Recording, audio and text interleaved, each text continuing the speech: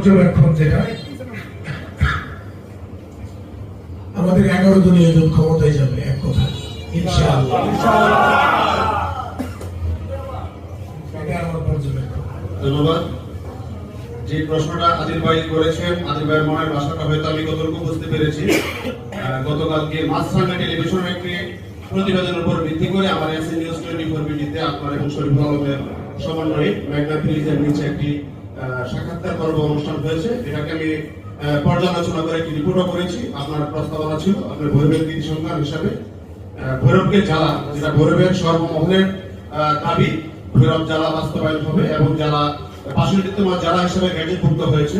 এটা বাস্তবায়নের জন্য বরাবরই আমরা আওয়ামী সরকারের আমলে আমরা সাংবাদিকরা লিখেছি এবং ভৈরবের সর্বসাধারণ আন্দোলনে গিয়েছে।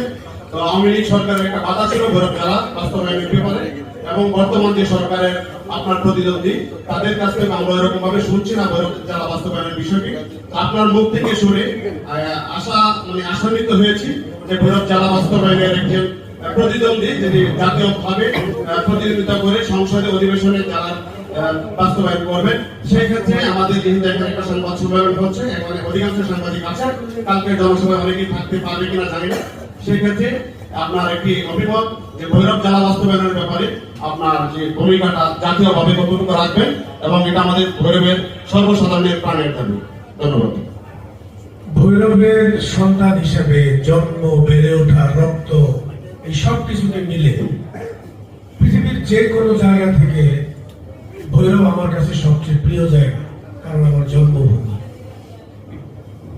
তো ভৈরব জেলা হবে, এটা তো আমি ভৈরবের সন্তান হিসাবে অবশ্যই এর জন্য যা যা করার তা আমি করব।